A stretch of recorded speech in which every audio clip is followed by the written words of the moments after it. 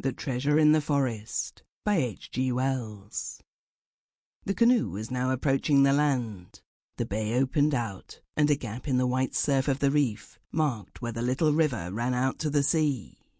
The thicker and deeper green of the virgin forest showed its course down the distant hill slope.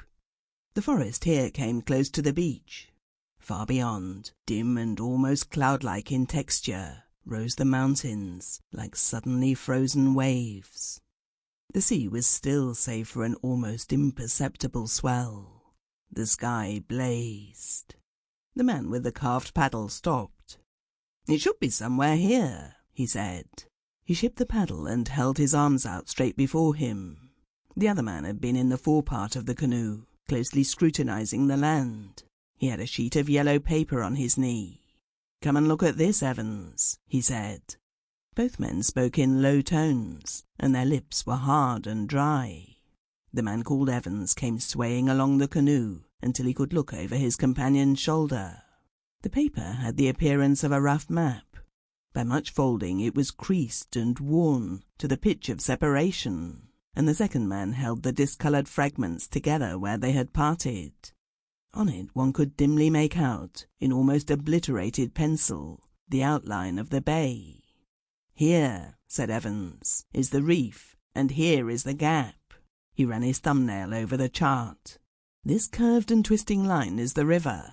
I could do with a drink now. And this star is the place. You see this dotted line?" said the man with the map. "It is a straight line and runs from the opening of the reef to a clump of palm trees. The star comes just where it cuts the river.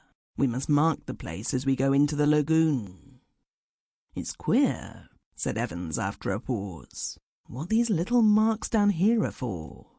It looks like the plan of a house or something. But what all these little dashes pointing this way and that mean, I can't get a notion. And what's the writing?" "Chinese," said the man with the map. "Of course, he was a Chinese," said Evans. "They all were," said the man with the map. They both sat for some minutes staring at the land, while the canoe drifted slowly. Then Evans looked towards the paddle. "Your turn with the paddle now, Hooker," said he, and his companion quietly folded up his map, put it in his pocket, passed Evans carefully, and began to paddle. His movements were languid, like those of a man whose strength was nearly exhausted. Evans sat with his eyes half closed, watching the frothy breakwater of the coral creep nearer and nearer. The sky was like a furnace now. Sample complete. Ready to continue?